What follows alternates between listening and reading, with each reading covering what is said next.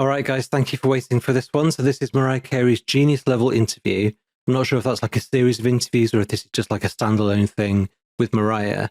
I think there's like three kinds of Mariah interviews. There's the kind of really great personal ones about her childhood and racism and stuff like that. They're the best. They're quite hard to do like an entertaining reaction to, but they're probably the best ones. Then you've got the kind of super trashy like MTV ones, and they're either with quite young interviewers and it's quite fun, or it's with people like Barbara Walters, like, Mariah Carey, why are you such a slut? And why do you wear these clothes now? It's like, right, okay, this is not going to be great, but at least let's see how Mariah deals with that kind of weirdness and that kind of, you know, generation gap and whatever's going on there. And then you get ones that are about kind of her music process, songwriting, influences, and that kind of stuff. That is the most interesting to me, actually.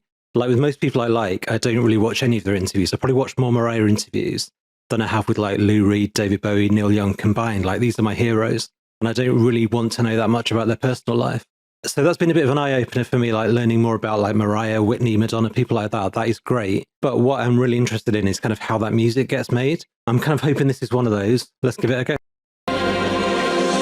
Treated me kind, sweet destiny.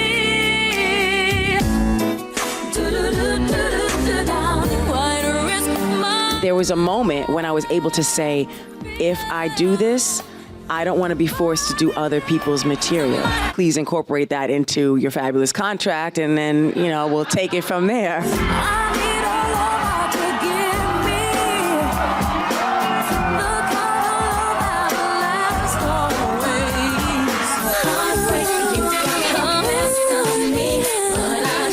I don't know who that is. Tell me if I should know. I'm gonna need you to make some noise for the one, the only iconic Mariah Carey.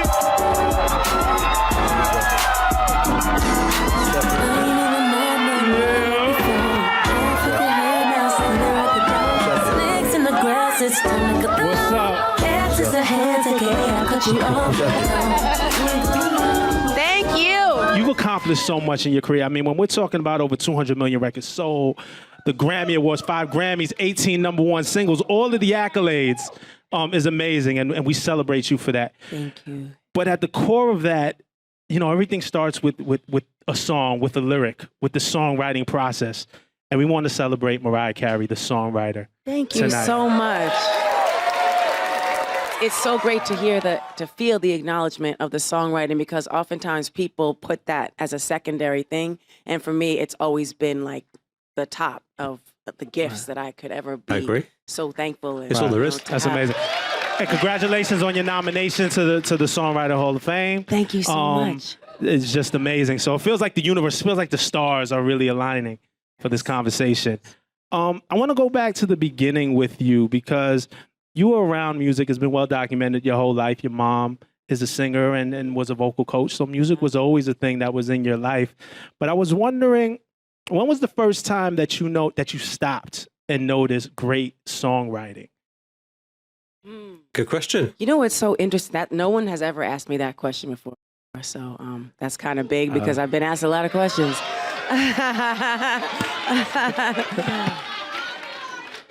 I used to think that when you heard the person on the radio, that they wrote the song, that it was always their song. So I didn't understand it. It took a while for me to understand, like, no, not everybody writes their own songs. I didn't get it. And then, like, I guess later on, when I was like 12 or 13, I started doing demos for people as like a, you know, just a demo, not just a demo singer. Demo singing is an art. Right. We love that. Okay. But I started doing that, and then I realized that I didn't really like some of those songs that I was singing, but it didn't matter because they were paying me to be there. So I was like, hey, I'll just sing the nice song, whatever. And at 12 years old, you that was my first, like, I did background vocals for my mom's friend's son, who's now passed away, but that was like my first paying background. I didn't have a paper round at 12. 12 years old? Yeah, I walked to the session, but yeah. 12, yeah, you were 12. You ain't walking the sessions no more, that's for sure. Yeah, not really, but you know, I would. So at 12 years old, you first really started to kind of notice. Well, I would notice the material and be Right. like, okay, I feel like this could be better, but I didn't understand, like, oh, okay, like I had always been writing. Like I wrote poetry when I was little. I would write poetry and little things and make up melodies. And I didn't realize like, oh, put that together and I'm going to be writing songs. And so I guess what happened was as I grew up, I started writing. I would, I'm really terrible on piano, like I'm the worst. But I've written some of my biggest songs on the piano by, playing. So it's kind of like I don't do it in front of people that can actually play. Right. I really want to see footage of that, by the Do you remember way. the first song you wrote? Funny you should ask me that. I remember the first poem that, well, I don't know if it was the first one, but it was more of a poem than a song. It was called A Dream. Yeah. Shockingly. Do you remember? But I remember it, and I actually still have it on the wall. It's framed. It was in Rock and Roll's room with a little rainbow on there. I didn't really go too far beyond that. No. There was no, I never wrote a melody to it. It was just lyrics. So also, so Dreams and Rainbows was also your thing always for a long time. theme from a long time. I was always looking for the positivity in things. We're going to find all the positivity tonight. But yeah, actually one of the songs, and thank you, it wasn't the first song I ever wrote because there were some other songs that I wrote, but before I could collaborate with people, I had to do the music and record music and stuff too. So I worked with some different people with that. But one of the songs from my first album called Alone in Love, I had started. Love that one. I had started working on that like years before, and then it evolved. It's amazing the journey of a song before we actually even get to hear it. Yeah. On the radio. Years before, meaning she's probably about 14. Crazy. And hopefully we get a lot of stories like that tonight because that's really what we want to get into. In 2015, though, Mariah, you teased us. With what? You sent the tweet in 2015 about listening to your demo. Now playing Hypnotized, my teenage demo version. And now I don't know where it is. I got to find it again. But that song was the best song on that demo. That and Vision of Love were my favorite songs on that demo.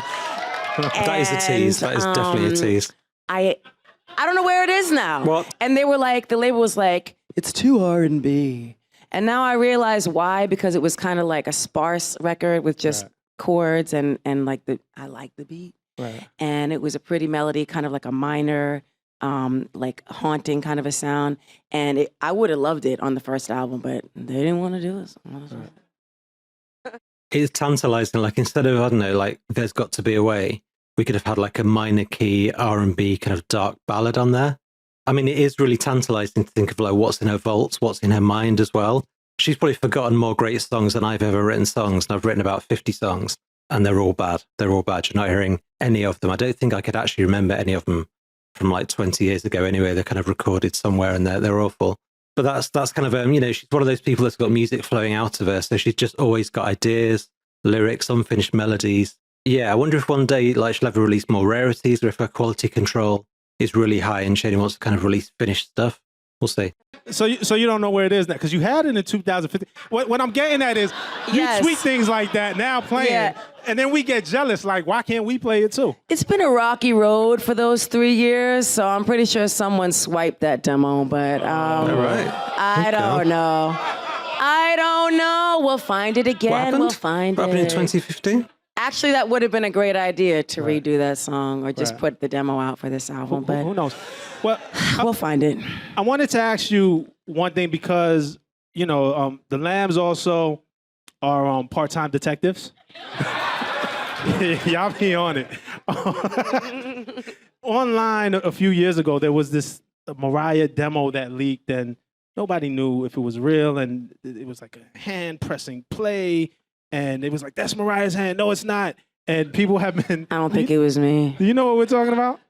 No, I just don't think I did anything. I don't think that was... You will remember. Well, we didn't exactly have time to sit there and do that. I was, when I was making my demos, it was like, kind of like we had to do things in the moment. Like I didn't have the money or the time to be messing around making videos and pressing play and like meandering about. I didn't...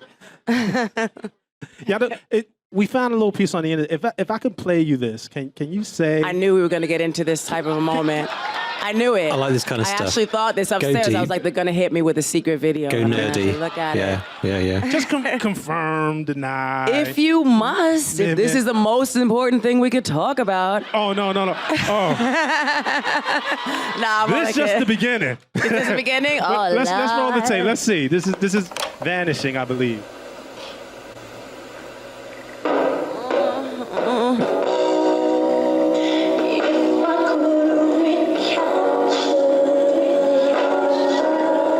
Okay, No, doesn't sound like her. cut. All right, let's cut. I don't think it sounds Yes, like that's her. the demo. Seriously? The voice sounds so young there. Sounds like the demo. So young. I Wow. haven't heard the demo in forever. Okay. But I liked the demo. We like the demo. I don't know if I still like it. I don't know what Gosh, it I don't sounded know what I about like. 14. All right, listen, Lamb. See, I told you I got y'all tonight, right? So we got the confirmation that we needed. Case closed. Next, Mariah. I read. We did a lot of research for this interview, and in one of your early interviews at the start of your career, you had talked about this process that you had of keeping a tape recorder by your bedside, where you would record melodies. Right. And you would get ideas and you would just put it down on the tape recorder. And I wonder, has your process changed much from that? Like, now we got Voice notes. smartphones and voice notes and stuff. Like, what's your process like for songwriting? Like, you're just like chilling in the kitchen and you get an idea or something. What's the process for you? I mean, it's sort of like I'll have to stop everything I'm doing and go and record the melody. And it used to be a little tape recorder by the bed, and then I would call myself on the phone and just record it. And now it's voice notes. But I mean, sometimes I'll just stop myself from getting too much of an idea. I'm like, I can't do this. Like, I gotta wait and let me just record this part and then just stop, because I'm afraid it's too much of a thing to get into if I'm not gonna finish the whole thing. Sometimes I'd rather work with, like, I like working with people that I feel are just great musicians, like great piano players, so I can articulate something to them and they can kind of like be a vessel that I can work through. Like on this album, I work with Daniel Moore. I know we're gonna get there, but Daniel Moore is my musical director, and he and I wrote a song called Portrait for this album. And That deserves a round of I'm applause. looking Let's forward give to it being one. I able mean, for you guys to hear. oh, they've not 'cause heard it's it yet. a very Okay. personal song, and This is pre-caution. we got together. We had never written before, and we got in the studio, and we just sat at the piano because he's so good that I was just pushing, like, in terms of the chords and where we were going melodically, and just in terms of song structure, just to make it different than things I had done before, but to keep it in the vein that what I was hearing. So it's like having that is such a luxury to me. You know what I mean? Because a lot of the stuff when I first started writing was with maybe not someone that wasn't necessarily a piano player. They might have been a drummer, and they played keys as a second thing. And then I would kind of like, it would take a long time for me to articulate what I was hearing. Do you know what I'm trying to say? I don't know if I just went on an unnecessary That's that tangent. Ben, wasn't it? but- Ben Margulies? We're here. First of all, the tangents are necessary. We're here for all of that. Tangents. Because you really segued into my next question. I do want to hear about all that, because I think the way she writes songs is a bit similar to Madonna, maybe, in that maybe they're not the best like musicians in terms of they probably couldn't sit down and like they might not know music theory, neither do I, or be able to like work out what the next 5 chords should be. So I think, I'm sure I've seen a video with her and Walter where she'll be doing the melody and he'll be like trying out different chords and she'll kind of tell him where to go next, like, no, not that one, this one, and then move to another thing. So I think that's kind of what she does. I think she's kind of someone that does melodies more than an entire complete song all by herself, which I think is a very kind of thing where if you wanted to put Mariah down, I've said this before, I think, you would go, she co-writes all her songs. You can do that with Madonna, Lana Del Rey, Whitney Houston never even wrote a song, or 1 or 2 songs. So you can kind of like use that to say, all right, you're not Bob Dylan, you're not whoever else, whichever man does it all by themselves. You're someone that collaborates, but that's a skill. And be able to kind of get that vision out of your head and include someone else in it and get them to help you, I think is hopefully what she's going to talk about. Because that's the thing, I've always said it, like chord sequences are what they are. There's kind of rules and you can break them for a reason or you can follow them. but it all kind of makes sense. But the hard thing is the melody, and that's the thing I could never do. I never once had that moment where like a melody, like divinely inspired by God, just came into my head, and I was like, right, I've got to get this one out. I've got to kind of, this is a fully formed song that's come to me. I never had that. I could do chord sequences, I can make up tunes and lyrics and stuff, and they kind of sounded all right, but they're not going to excite me, let alone anyone else. But I think she had that a lot. This is the kind of person that has to record voice notes and melodies and stuff that she had, and just needs like great songwriters and collaborators to kind of turn them into songs. And I think they deserve a songwriting credit. She has worked with some talented people, but I think the melody is always the thing for me. That's the magic bit. That's the ethereal, ephemeral, whatever the word is. That's the bit that not everyone can do.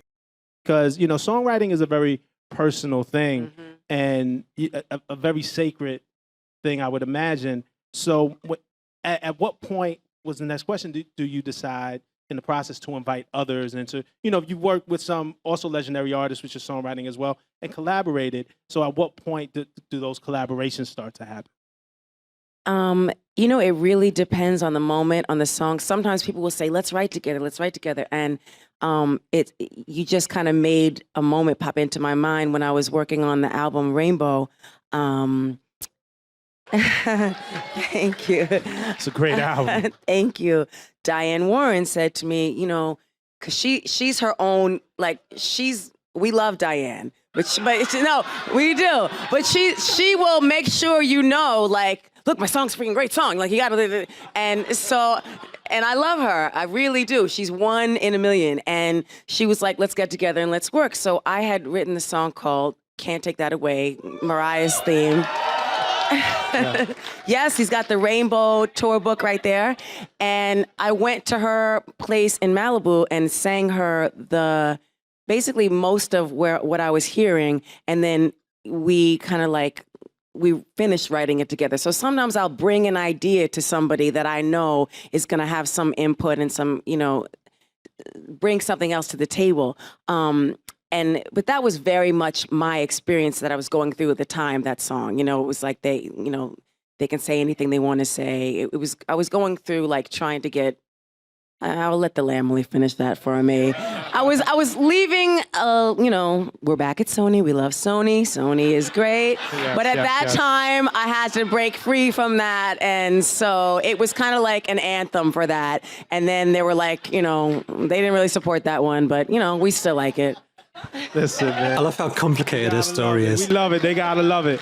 There's so much depth to everything. It's great. First of all, it's really a dream to be here because I think so often we talk about your voice, your iconic style, your influence, and very rarely do we talk about songwriting. And I know the nomination for the Songwriters Hall of Fame just happened, but I don't know what that is. Is that a real thing? We were is that good? Formulating this even before we knew that was coming down. So again, the stars are aligning. But my question is, do you feel like you get enough credit as a songwriter? And if not, why not? Because I want to get to the stigma. Why not? Because she's a woman, because she collaborates, because she's pop. Okay. Wait, get to the stigma. Do you feel you get, we're going to get to that, we got a whole... A section, a biracial section. We actually have one. That too, sorry. I listed those things without thinking of race, so there you go. That's my white privilege or whatever it is. I didn't think that might be a reason to not give her credit, because I do credit black songwriters and artists, but obviously maybe a lot of people don't. I think people, don't give hip-hop, like rappers, don't get the respect they deserve for being so much better than your average rock lyricist. Producers, like rap producers, hip-hop, probably don't get the same level of respect as Phil Spector, Brian Wilson, whoever else. But Dr. Dre probably does, and he's probably the most famous one, but I don't think there's that many more outside of rap and hip-hop and those circles that kind of rise to that level. So yeah, race as well. Let me not talk about race. Let me listen. It's looking in, I promise you. But do you feel like you get the credit that you deserve as a songwriter? Well, I mean, look, I don't think first of all, the average person who's not a fan or doesn't follow what I do or whatever, they'll be like, oh, you write songs? They just don't know, because it's not something that I'm not seen sitting behind a piano or strumming a guitar for the most part. So they're like, I mean, I've had those moments, but that's not really what people associate me with. So I feel like I can't expect people to know. it would make me happy. It makes me extremely happy when people say, you know, a song has affected their lives. Something that I've written that's come from a very personal place has affected or impacted upon somebody else in an important way. You know what I mean? It's definitely a thing. Sorry for stopping, but like that's a good point because you never see it with an instrument, really. And also people like, you know, like I'm thinking of like Elvis, Frank Sinatra. They never wrote a song in their lives, and it doesn't matter. And obviously, her songs are written by her, and they couldn't be by anyone else. Those lyrics are personal. They're just by her. They're about her. But if there was someone her size, her stature, let's say Whitney Houston, not known for being a songwriter, just as great an artist, just doesn't have that part of it, but just as great an interpreter of other people's stuff. So like songwriting isn't the be all and end all. That kind of came about with like Dylan, the Beatles, people like that. And it was like a really amazing thing back in those days to have an album without cover versions on, like A Hard Day's Night, or maybe like Bob Dylan's like Bring It All Back Home or something. There were some of the most early ones where there weren't covers, and it was like, right, this is my vision. You know, the Beatles, we just write our own songs. Bob Dylan, I'm a poet, I write my own stuff. People like Elvis, Frank Sinatra carried on, but I think some people don't think they're as good because they didn't write the songs. That's bullshit. But with Mariah, it's not essential that she writes every single song that she sings, I don't think. Because, like I say, Whitney Houston gets just as much respect as an artist, but it's a different career trajectory, it's a different path. With Whitney Houston, you're getting the same amount of emotion and soul and feeling and stuff about her life, picking songs that she didn't write. With Mariah, it's a bit more personal. I'm not saying it's more emotional or better, but it's very interesting. There is stigma about not being a songwriter. But like she said, you never see her at a piano, never see her with a guitar in her hand. So it's kind of hard to imagine her sitting down and composing. And if you never thought about it, you might not even care either way. And you had, it's amazing because you have such a clear vision for yourself, man. And as I'm sitting here just talking to you in these few moments, it seems that you always had a clear vision for yourself since a teenager. Was it hard, like first getting signed? Like, was there moments when maybe the label tried to have songs delivered to you and you had to, you know, give them a no-no? No? Honestly, okay, so when I got signed, we know I was very young, and I didn't know what was going on. I didn't know anything about the music business at all, except that I wanted to be a part of it. But there was a moment when I was able to say, if I do this, I don't want to be forced to do other people's material. So you know, please incorporate that into your fabulous contract, and then, you know, we'll take it from there. Savvy. But that was the one thing that I should have said so many other things, but I didn't. That was the one thing. But at least I still own my catalog, and you know what I mean? That's true. She not sold that yet. I had it sold out from under her. That's very interesting. There's one song, and forgive me because I know you talking about this song for years and years and years, but it's such an iconic song. One of your many number ones, Hero. I just want to hear just a taste. Can we hear just a taste of Hero? And then a hero comes along with the strength to carry on, and you cast your fears aside, and you know you can survive. It's a little emotional. I mean, it's no Prisoner, but I was like, okay, because it didn't take me a long time to write this song. It wasn't like a whole thing. How long? An hour? Not long. 40 minutes? It was honestly, the first part of it was a gift. We were talking about this movie starring Dustin Hoffman called Hero. Which was called Hero. Yeah, and then I'm not going to get into a long, drawn-out thing about anybody or anything, but Tommy Mottola was there, and and to his credit, he was like, yeah, they want Gloria to do this song, and Luther's doing a song. There were a few people that were doing Gloria Estefan. Yes, and then they explained what the movie was about. I walked out of the room. Went to another room, not going to go into every detail. But I started having the da-da-da-da-da-da-da with the words to Hero. And it just right from that moment, I went back in the room and I was like, okay, here's what I'm hearing. And I sang it to Walter, and I was like, this is how it goes. And then Tommy was like, I think you need to keep that one for yourself. Don't give that away. So What's that? I think that's correct. Thank God I did. Right. But I also, because he didn't say that until maybe like a little bit after we developed the song a little bit more. And I'm always thinking like, because I was thinking of somebody else, I wasn't like trying to write it in all kinds of like too high of a key or make it too intricate. And then it just became That's the why it's so simplicity simple. of it was part of the appeal, I think.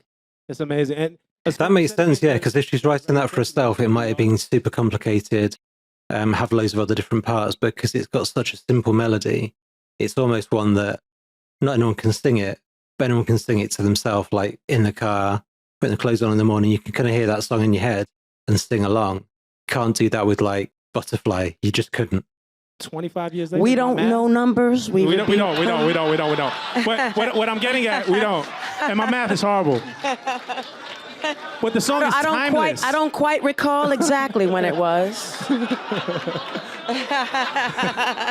But we're really you. talking about a timeless Yes, song. no. I appreciate that. It's amazing. I want to get into another section of the interview, and again, we're giving you all your flowers tonight. I saw you looked over there. I meant figuratively. Peonies. You like those? Are those good? I love those. Okay. Peonies. I picked them out. You did? They're beautiful. I'm the worst at picking out flowers. I'm just happy there's some flowers here, okay? Hip hop. Look, I'm a hip hop baby. We're the hip hop generation, and I think we really take for granted now, especially with streaming. There was a time when rock was rock and roll, pop music was pop music, R&B was R&B, hip hop was hip hop, and you didn't blur those lines, and you couldn't blur those lines. I remember certain radio stations wouldn't play hip hop. We always got to credit people like DJ, Ron G, Diddy, Track Masters, Mary J. Blige. Mariah Carey, you made it cool for rappers to jump on R&B tracks, on pop tracks. So it's her fault. You were one of the pioneers of this, and allowing them to be themselves. Like, music was trying to figure out how. Just to explain, I love rap, I love hip hop, and I love what she did. That thing about guest spots, like they're either great or terrible. There's very few that are like, oh, okay, that's nice. You either think like the song needed that and it's a great collaboration, or you're thinking, I was enjoying that song, what's happening now? Or I do. Blend hip hop with pop and R&B and couldn't do it, and I feel like those Mariah Carey tracks are really important for just the evolution of hip hop. Yeah, to bring hip hop into the mainstream. Where did that come from? Definitely. Because it wasn't normal. It wasn't the thing to do at the time. Well, first of all, thank you. That's very flattering. I was just trying to express myself. I grew up in New York, here in New York. And remember just, listening to the same records everybody grew up listening to that couldn't help. If you listen to the radio, you heard all these incredible hip hop records. And I wanted to incorporate those beats into records that I was making because that's what I liked. It was my personal taste. It wasn't like, I'm going to try to be cool. And it wasn't like that at all. I mean, when we used the Genius of Love sample for Fantasy, I was at Rye Playland and I was listening to the radio and they had Upstate New York and they had Genius of Love was on the radio and I was looking out and I was like, you know what? I should use this and resample this. And I should film the video here as well. And eventually did the Bad Boy remix, and that's still one of my favorites. But it was a struggle to be able to be allowed to do that. Like, it wasn't like, oh my gosh, this is such a great idea. Thanks, we're going to sell lots of records because of this. They were like, what is she doing? They really didn't understand, and it just became a thing. And then even when, I was fortunate enough to have Old Dirty Bastard on the record because I was a huge fan. May he rest in peace. I was a huge fan of 36 Chambers, and I was like, come on. And so I was like so excited, just literally like a fan, like, I can't believe this is happening. But certain people were like, I could do that. What is that? What is he doing? And I'm like, no. Just trust me. It's we're good. Funny you should mention Fantasy. I want to have a sing-along. You'd like to hear it? Here we go. Me and Mariah go back like babies with pacifiers. Old dirt dog no wire. Keep the fantasy hot like fire. The wig was his idea. The wig was his idea. Yes. So awesome. First of all, rest in peace to ODB. Yes. He would have celebrated a birthday this week. Actually, his birthday is tomorrow, man. So really just thoughts and Rest prayers in to his peace. family and his Legendary, legacy. legendary, of course. And I remember running out to Wu-Tang's for the Macy's trying to children. get that Hilfiger rugby right when it dropped. It's funny that you mentioned Rye Playland because that's where you shot the video. Shot the video there, yeah. Mariah, one thing also that people may not know or may not give you credit for, you direct your videos. If you look at this just photo I right knew there, that look one. at Was that Mariah the first behind one? the camera, directing the I hate fantasy that video. picture. But I did direct that video, and the best part of the it best was ones? when ODB was there, and he was like, he wanted the wig. He made the stylist take him to the mall and get that wig, and he kind of caused a ruckus in the mall. It was just like you couldn't write this stuff. Like it was just like classic moments. Right. No, amazing. And you know, one thing that I took notice of, again, the video direction. You talked about hearing the sample while at in and around Rye Playland. As a video director, does that process start with the songwriting process? Like when you're writing, are you already knowing, like, oh, I know what the video is going to be? I can see it in my head. Is it that seamless? I think for some people, the videos are more important almost than the music. For me, it's always how the song makes me feel. I started directing videos by default because I wasn't allowed to work with the people that I wanted to work with. No offense to anybody that I did work with. It was like anybody that was pushing the limit with like sexuality or, we're going to push her in that direction. They weren't invited. They just weren't invited to the party. So I had to like step in and do my own homogenized version of what I really wanted to be doing, which I didn't actually start doing until Honey. Honey was my favorite. Thank you. Amazing video. I'm gonna put you on the spot real quick. Oh, Lord. Look, don't be political. Don't worry about it. Don't think about it. But I mean, try. you work with everybody: Jay-Z, Nas, The Lox, Mace, The Brat, Missy Elliott, who was also nominated to Songwriters Hall of Fame. Please give it up for Missy. Yes. Who's been your favorite to work with? Shade. You know what? You didn't mention Bone Thugs and Harmony, Thugs and and Harmony. that was a moment too. Yeah, when no, they absolutely. played, because earlier I was upstairs. I'm not gonna lie, I was changing the ensemble and things, and I heard Breakdown, and I was remembering. I'm not going to tell the story because I want to save it for my book, but there is a very intense story about when I first sang Breakdown, and then we ended up merging it with Bone and what they were doing, because obviously the song is totally inspired by what they were doing and their cadence and stuff like that. So thank you. So I Still Believe Remix. Yes, I enjoyed that. Crazy Bone. I'm sorry, I'm responding to the audience. Good. No, so this it's is not what good it for is. the edit. This is what we're here for. No. The one thing about this Mariah book, there's no index. You can't look up like a song and then work out which page there is that she talks about it. So for the purposes of this reaction, I'm not going to do that unless there's literally a chapter called Breakdown, in which case I'll kind of know it's about that song or about when she had a breakdown. No real contents either. Let's just try Butterfly be about halfway through. All right, I'll look it up later. Keep that in the edit, man. Okay. Shout out to the Lamb. See, I think, yes, shout out to the Lamely, as always. Once again, tonight we're celebrating Glitter's #1. Yes. Oh, yeah. Okay. You also have this great job, and credit to the producers that you work with, but you know the samples. When you talk about the Genius of Love sample, like you know what you're gonna sound good on. You know what you're gonna kill. I mean, when we're talking about Stacey Lattisaw attacking the Name Game or Heartbreaker, I have to give DJ Clue credit for that one. That came from Clue. And Illuminati. Stacey Lattisaw. Wait, that's Yes, that. Attack of the Name Game. World famous Supreme Team. Hey DJ for Honey. And then my personal favorite. I just want to hear my personal favorite, like you over another sample. Yeah. Absolutely the best. That's crazy. Love that Mobb Deep song anyway. The Roof. that is my favorite. Is that your favorite? Yeah. Favorite song, favorite It's- sample, best lyrics, It best is, vocals. I like from that album, I Right. would It's say up there. that because, okay, so I was driving home to when I lived upstate New York. I'm not going to say, I'm writing my memoirs right now. I'm writing a book.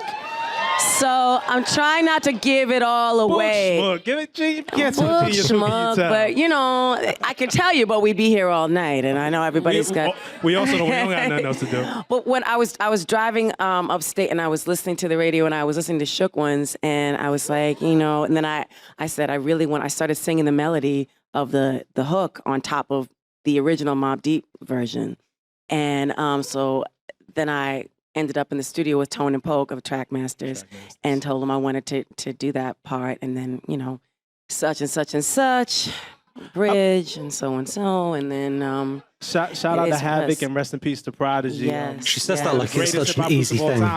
But I do have a question about this particular lyric. First of all, when I hear Shook Ones, right, and again, I'm just from that era. You hear Mariah on that now. Fight. Like, it's just like... So, well, it's got like a... Yes, I know what you're saying. There's like a foreboding thing about it. Like, it's dangerous. The beat itself is like a...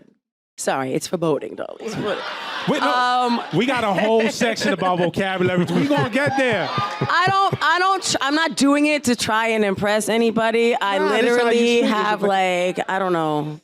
I don't even know how to explain it. But yes, it has a darkness about it. So how do you get... Just me, the way my mind works, and this is a credit to how your mind works. This is poetic, this lyric right here. My apprehension blew away. I only wanted to taste my sadness that you kissed me in the dark. Yeah. I wouldn't have heard Mobb Deep and thought of those lyrics, but you did, and it worked. Well, it's called a genius interview. Thank you. You know what? I always wished that had been a bigger record because it was my favorite song.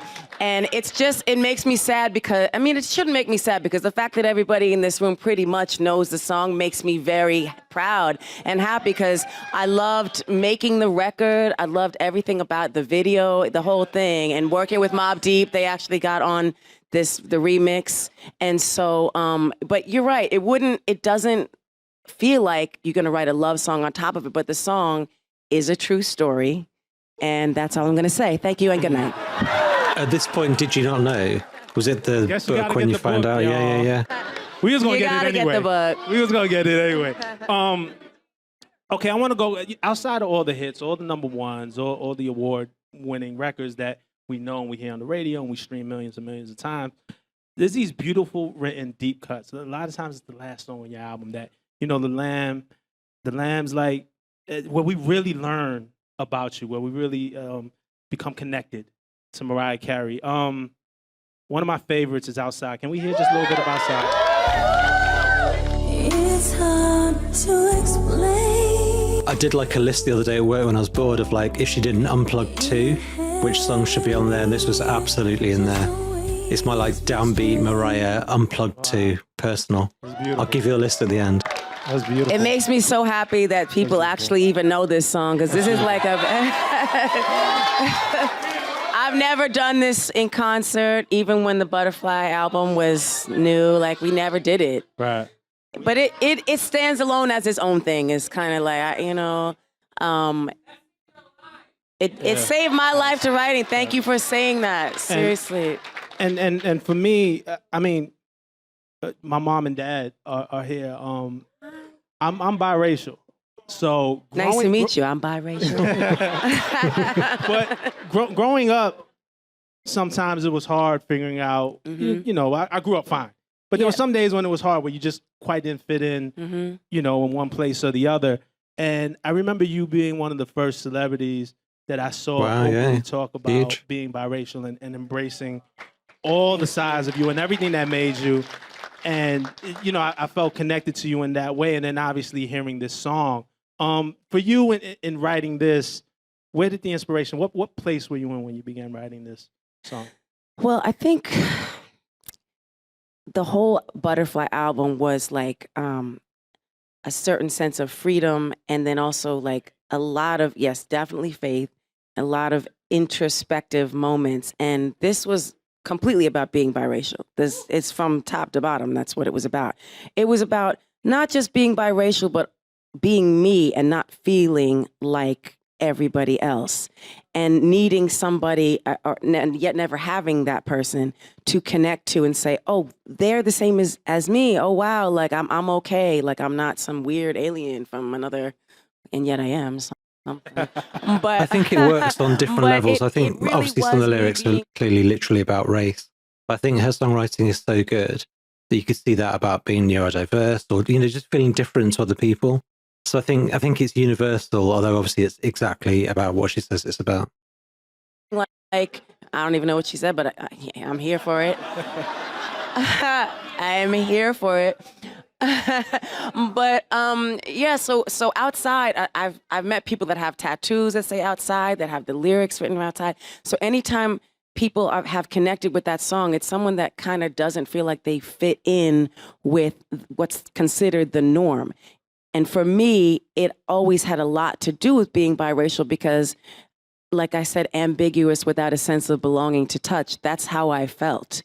I felt like I didn't fit into the boxes that people cut out for us to be put into so they can feel more comfortable. Right. Do you know what I mean? Right. That's That's what I always amazing. felt like. In writing something so personal, though, because different people connect to this in different ways, you know, anything that makes us different. And I think this is the beauty of the song, that is so personal, but so relatable, even if you're not biracial, you know, you may be, you know, gay, or, you know, you may be tall, you may be short, you may Yeah. be, you know, whatever your different is. A lot of people have told me, yes, it's helped them with when they were coming out. It's helped them, you know, feel like they could, you know what it is? I think everybody just needs somebody to kind of say, hey, like, I've been through that too, with whatever the situation is. Like, I've been through that. And then you could feel like, okay, it's not so far-fetched that I exist. Did you intend for that to happen, or was it that you were just writing something so deeply personal and it just turned out that way?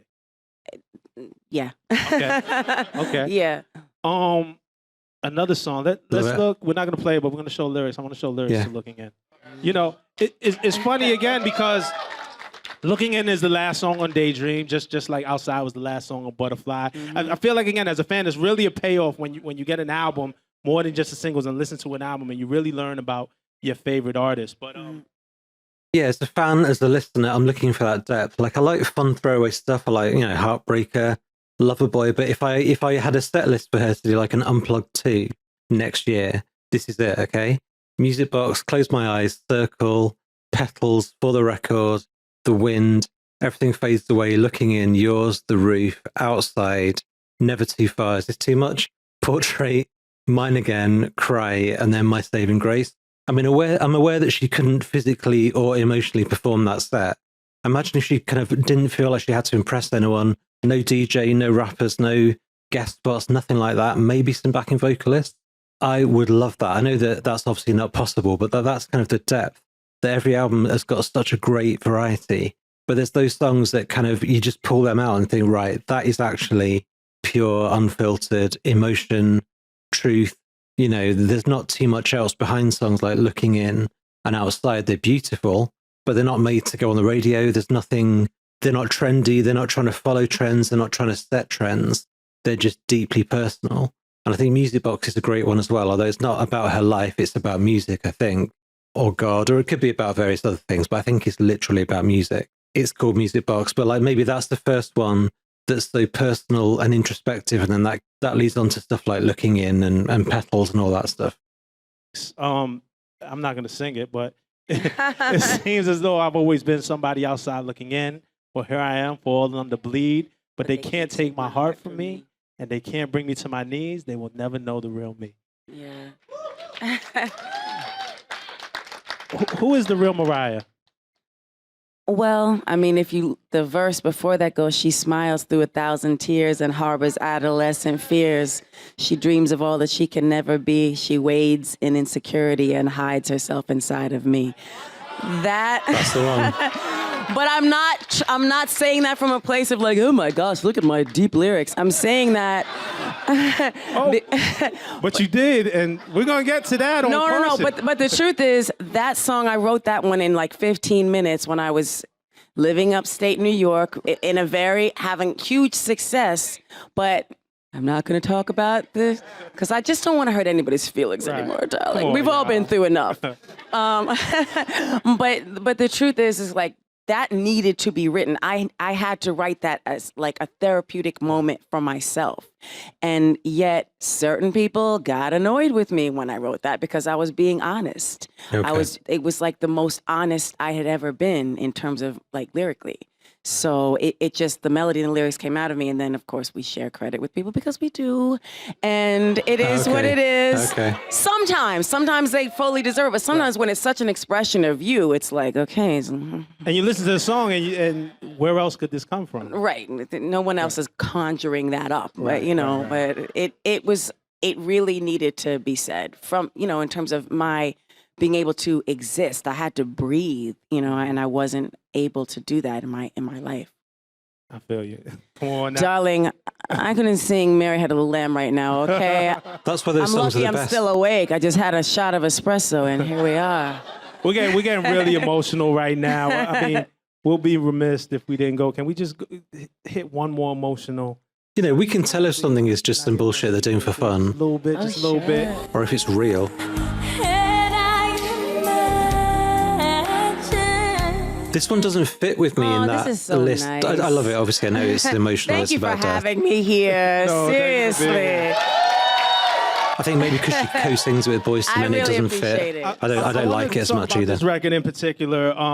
Again, you hold so many records. You've written more #1 hits than any female songwriter. Actually, more than any songwriter. Look, More than most men as Beatles, well, I would have thought. Right? Shout out to the Beatles. Max Martin has his fair share #1s. Mariah Carey, like it's a very exclusive club that have written these #1 hits. You have the most consecutive years with the #1 hit. Like you hold so many records. You and Boys to Men hold the record for the longest running #1 song on the Hot 100 with One Sweet Day for 16 weeks. Ty, shout out to Luis Fonsi. Also streaming, you know, things are changing. But how much of that is in your mind when you're writing these records? Do you write One Sweet Day and in this session and like, oh, this is just gonna kill him? Watch. I would think yes for that one. Probably not You know, for, it's so interesting looking the in. way that song came about. So I had written a little bit of the song, and I was like, I really want to work with Boys to Men on this. I had the concept, and we reached out to them. And when we got together, we sat down, and Nate had been writing something because they had lost their road manager. And so it was the same concept and very similar melodically, to the point where there's a remix that's very obscure that I'm sure not everybody has heard, but there's a remix of it with a slightly different melody and lyric that was what Nate was working on. And we pretty much put them together and ended up shooting the video same day. I mean, they were so massive at the time. I was like, if we don't get this done at the same day, we're never gonna have a video for this song.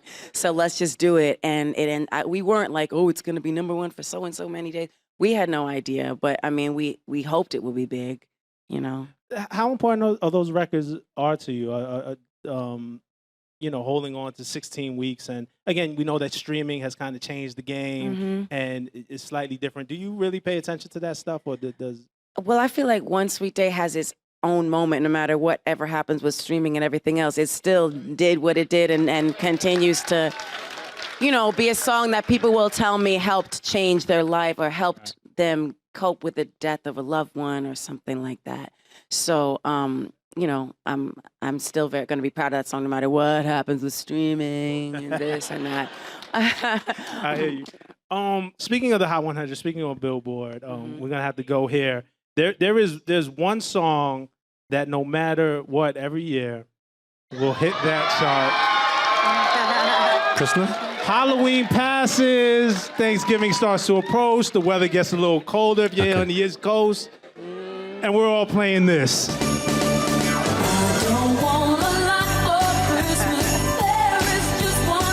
With the background set.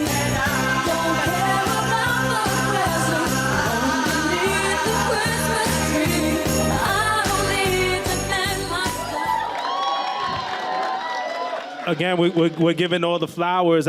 Mariah, I think you've written the Christmas standard for an entire generation. Actually, 2-3 generations. Like, at a time when doing Christmas records wasn't even cool. Like, artists would run from it. Like, I'm not doing a Christmas. And Mariah, you made Christmas cool. Like, no. I love you, but I can't take credit for that. That Santa guy. Christmas is the best. See, I actually believe that. Then people will ask me, how do you write a holiday song? I have 2 Christmas albums. Not everybody knows that. Yeah. And I love it. I genuinely love it. That's a thing. But I will say that it was, Tommy had come to me and said, I think you should do a Christmas album. And I was like, really? Like at this moment in my career? So he was right. He was right. I'll never take that away from him. But I did have to sit back and go, what do I really want to write about Christmas? Like, what are the things that come to mind? And I got into it. And then I was like, I'm just going to write from the place of that kid that didn't grow up with any money, that always wanted to have the most festive Christmas. And somehow people I was related to would come in and ruin the holiday every year. Not all the people I was related to, just a select few. The special ones. All due respect to everybody, they're not festive, and it would ruin it. And I was like, you know what? I just want to do the most festive thing I can do. So when I grow up, I'm going to make this the best holiday ever. And every year, it's just like, I'm like, look, do not ruin Christmas for me. I will never forgive you. So I put everything into having a festive holiday, and that's what I put into that song. And it amazes me that people like ended up singing it every year or remaking it or doing, Tradition. You know what I mean? You start in July. Catchy as hell. Catchy as hell. But even the style of song, I want to give a nod to you because even watching that video, we played the alternate, 60s one. Mm-hmm. Kind of gives like a Ronettes vibe or something. Like who were you into? Like, because you really took us back to a place, I feel. It's that Phil Spector Christmas album, surely. When I made the record, Genius. I was trying to make a classic sounding record. I didn't want to make it sound like, because it was the 90s, but I wasn't like, okay, I want this to be like a real 90s record. I wanted it to be timeless. And so that was the goal, you know what I mean? And I feel like that's one of the reasons why it transcends different things. Because a lot of people feel like they think it's a remake. People are like, who's the original person that did that song? I'm like, Mariah Carey.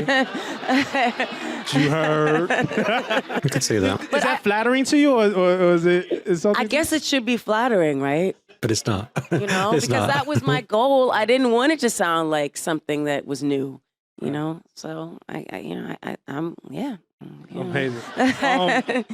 We're gonna skip ahead a lot. I want to talk about the Emancipation of Mimi. What an album. 10 million copies worldwide. We Belong Together topped the Hot 100 for 14 weeks straight. With all of your previous success, just thinking about this album as a whole, what were the things important to you, like going in, writing this album? Did you approach it differently than anything you had done? Like, where were you in your career and kind of your writing process? Well, here's the thing. This came after the album Charm Bracelet, which not everybody knows. I know, I'm glad that some people know. I love Subtle Invitation. I love Alibi. Yep. I know some of you love that one. It's low down on the list for me. So I feel like she kind of wanted to come back and just blow the doors off and just be absolutely awesome, imperious, like in control. Just like literally just stomp on everyone's faces with that album, because Charm Bracelet is so delicate and it's so, some of it, I think some of it's like over relying on rappers as well. I think that's one of the ones where there's quite a few guest spots and she sounds a bit like she wasn't there half the time. But then obviously other stuff is like really personal and emotional. But it seems to me that Mimi was like, right, this needs to be like a blockbuster. Like you get some filmmakers that make like one for them, like a little art house movie, but then the next one's got to be a blockbuster. Yours was a fun one, yes. And that came after Glitter. Justice for Glitter, y'all. Justice for Glitter. Today we celebrate it, but when it came out on September 11, 2001, of course, that was one of the worst days in history. Right. Of course. That said, it wasn't a time for a festive album or soundtrack or whatever. Nobody was really thinking about that. And so fast forward to the fact that it almost ruined my life.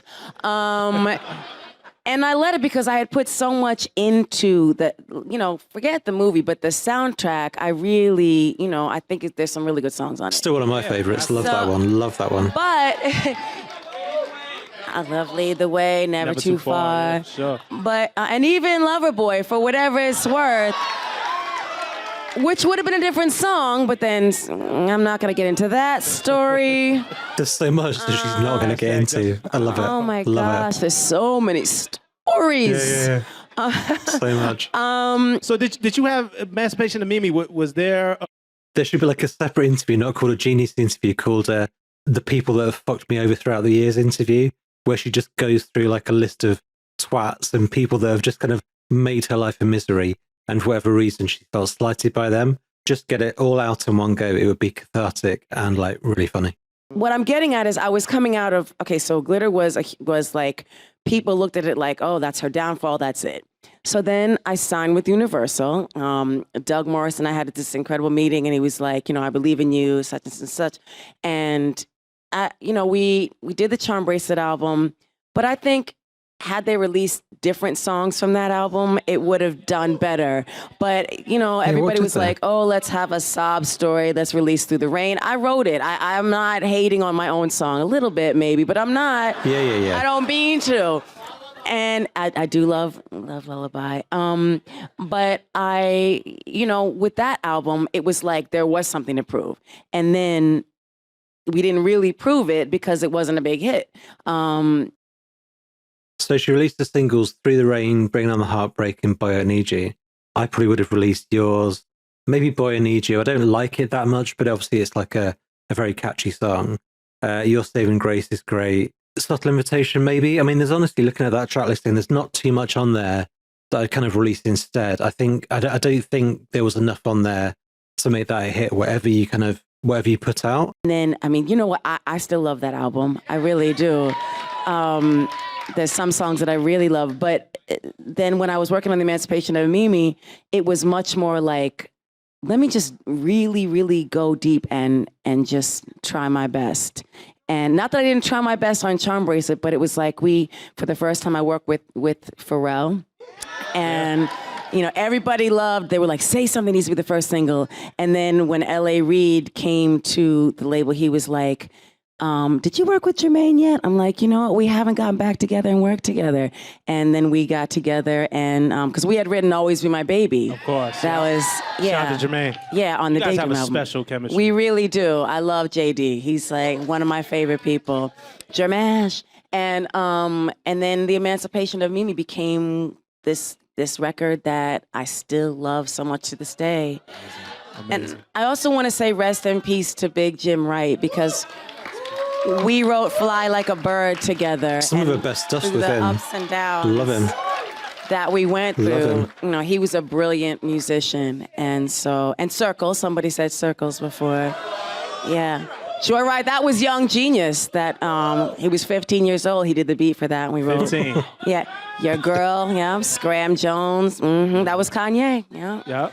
But these are all different beats and things and music that we worked on, and then I had to bring myself to the table so that I become the through line on all of these records, because otherwise it's like disjointed stuff. Otherwise it's like you're working with a bunch of producers, and who's the artist?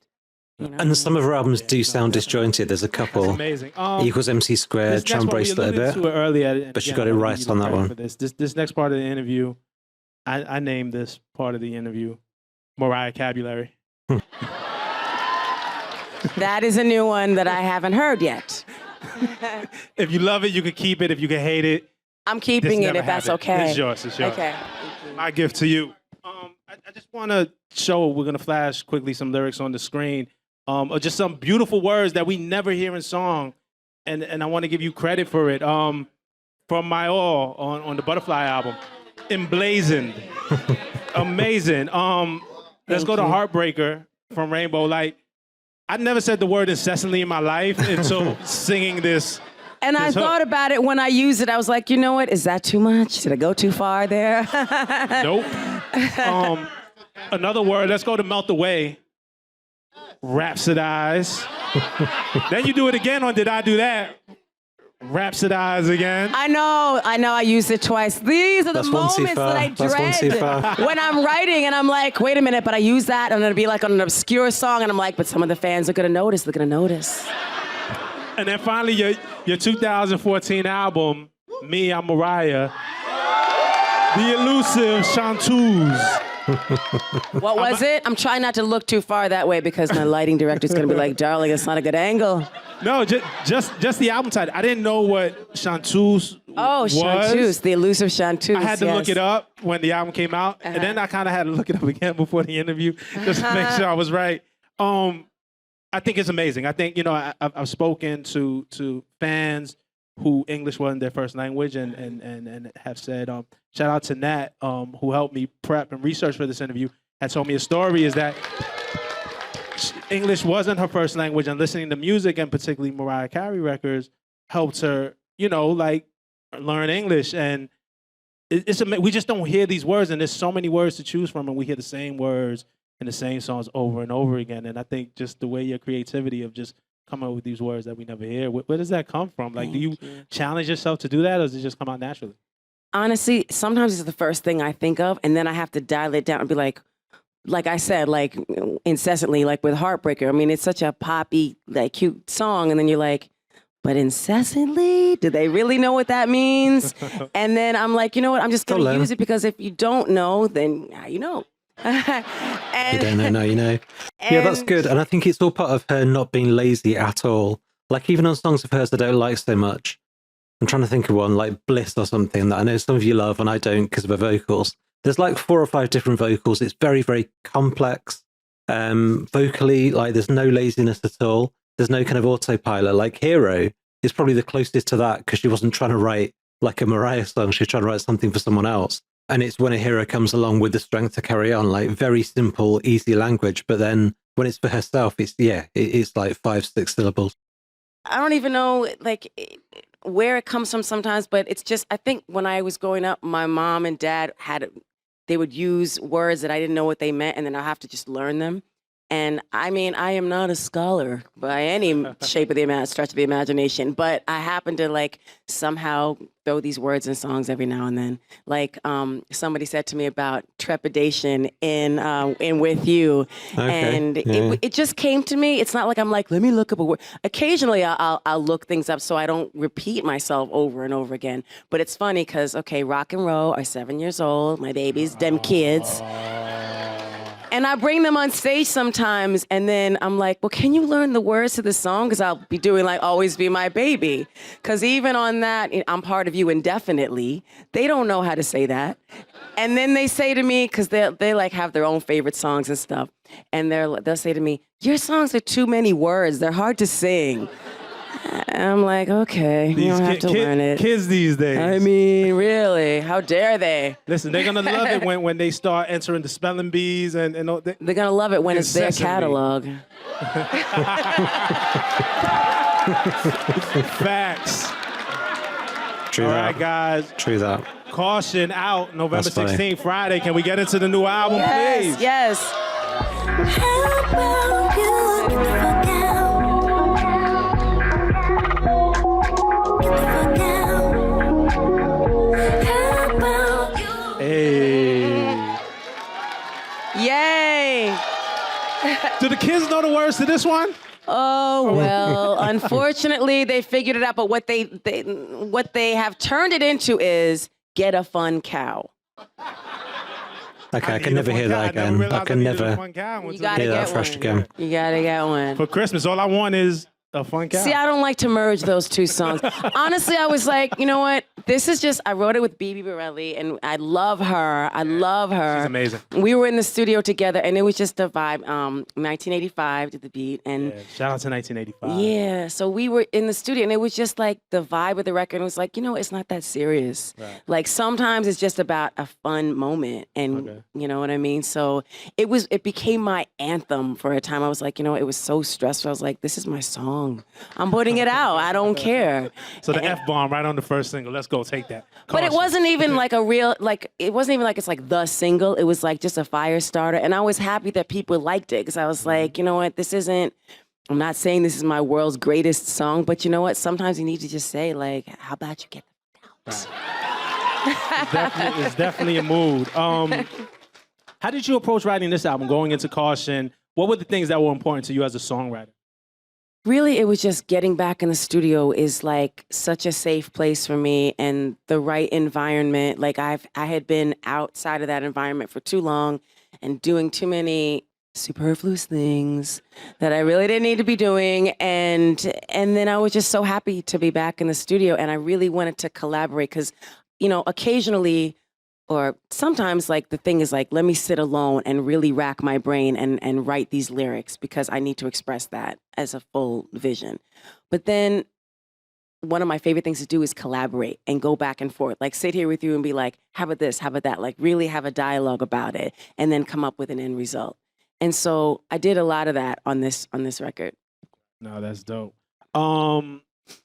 With You, I was listening to With You. Mm-hmm. And, you know, we talked about Breakdown. I love this line. I just want to hear this line on With You. I think it's such just an incredible lyric. Can we listen to just a little bit of With You? Yes, please. He said, yo,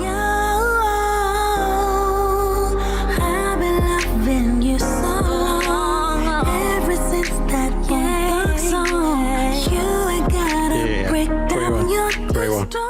First of all, it's amazing. We talked about Breakdown a little bit earlier. The reason why I didn't ask that because I had a breakdown question. Okay. Here, I love that it's self-referential. Over like you have such a catalog that you can start referring on to yourself. Yeah. But first of all, Thank you.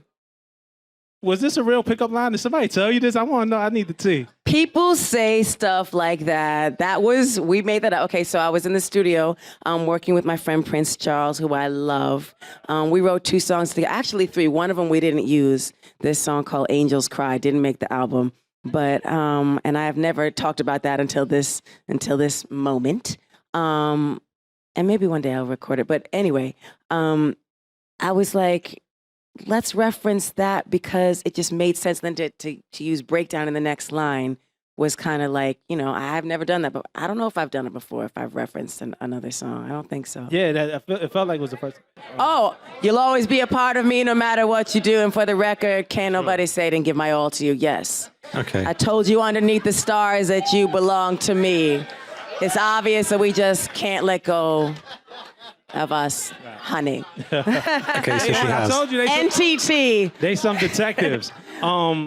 But it felt good to you, like just this moment that you could just hark back on something that was so special to you. It really and did. We get it. Well, only I knew that that the fans would get it, that people who knew, I knew that I'd have to point it out to other people, like perhaps sitting in an interview or something, but I knew that people who really knew the songs, and that's what really matters to me the most, would get it and would like it for that reason. Wow. Yeah, no, that's dope. Amazing song. Who used that pickup line again, though? I feel like Can't tell ya. this song isn't out yet. I got to hear a little bit of the album. We're not playing anything.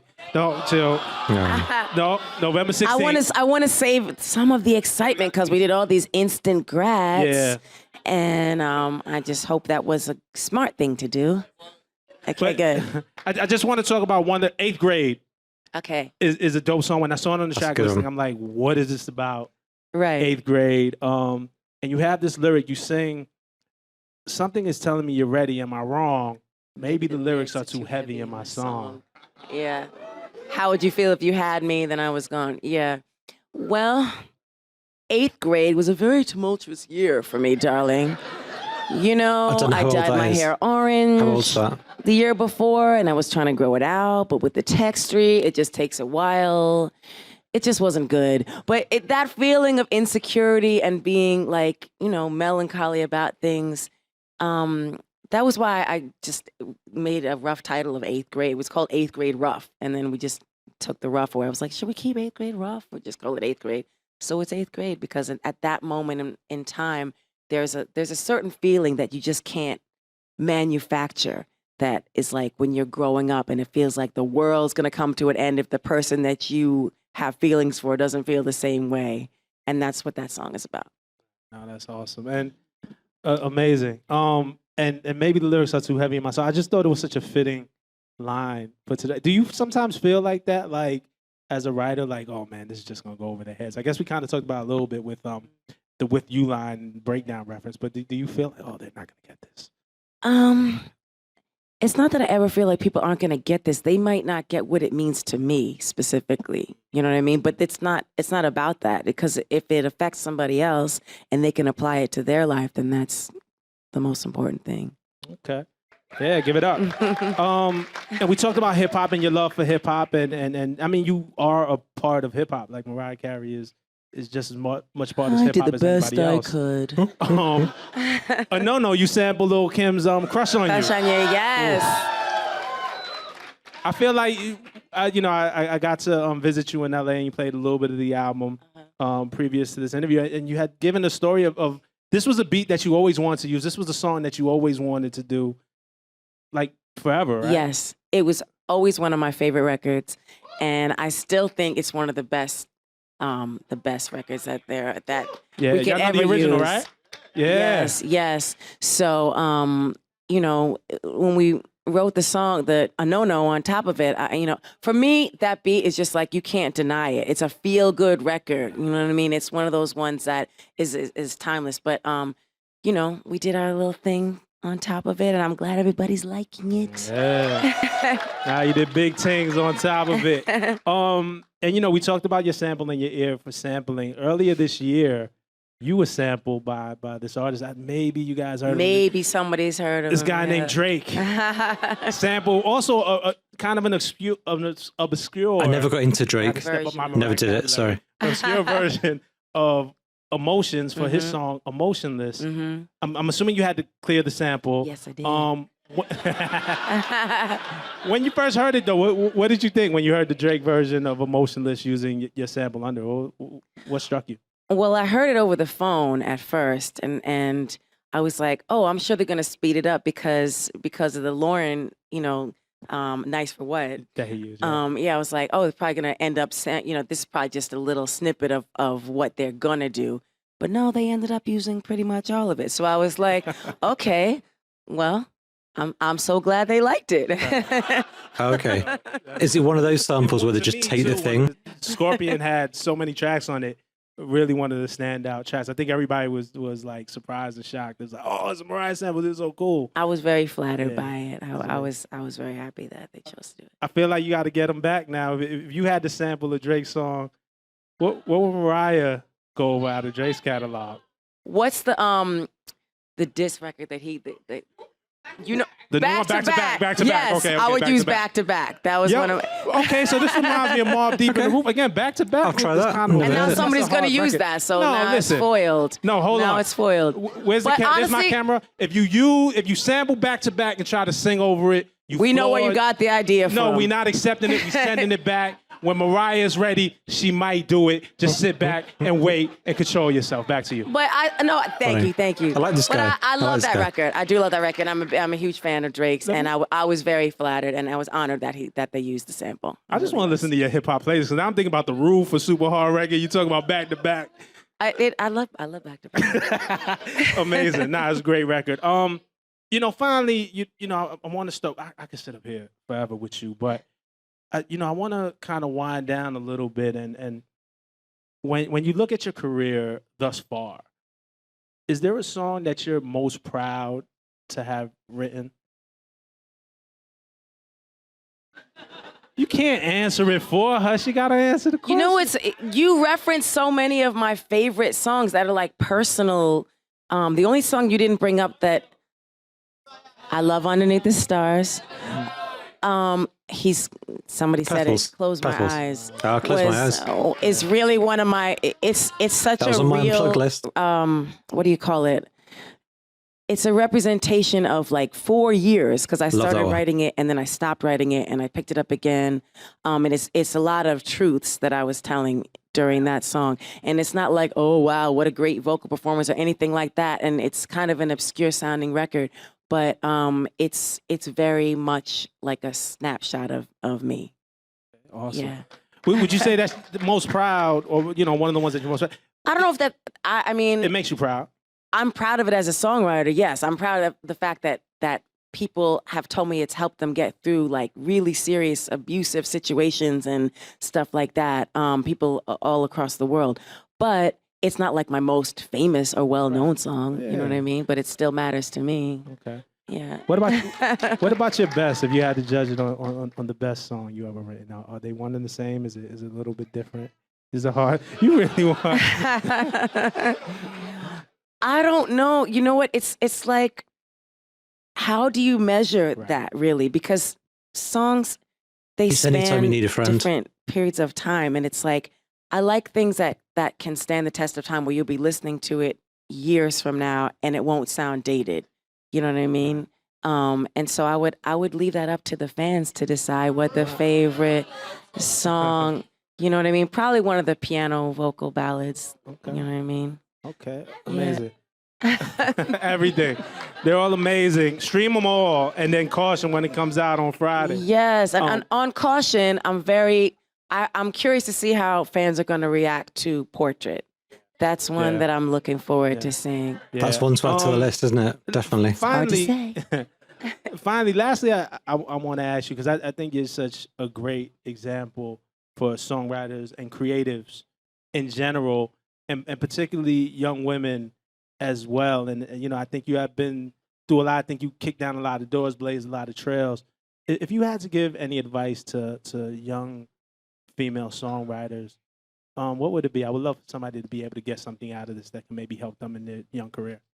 I would say the most important thing is don't let anyone dissuade you or say, like, you know, let somebody else write songs for you. You're a great singer. You don't need to, you know, write your songs. Because people do that to a lot of young singers, so they can be in control of what they do and make the money as, you know, placing songs for their friends or themselves, take their publishing. Just hold on to your publishing and make sure, if you want to write, that you take that opportunity to express yourself and write your songs, because you only get one chance to do that.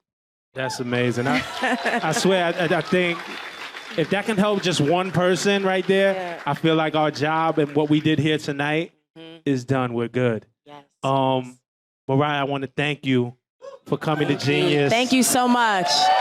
This is an incredible interview. Thank you guys so much for this. Best one I've seen so far. Great interview. This was one of the best events I've ever experienced. Amazing. So thank you so much. Give it up, Mariah Carey, everybody. Love it. Love that. Yeah, great interview. Probably the best one I've seen so far. I talked a lot going through it, so I won't go into too much detail now.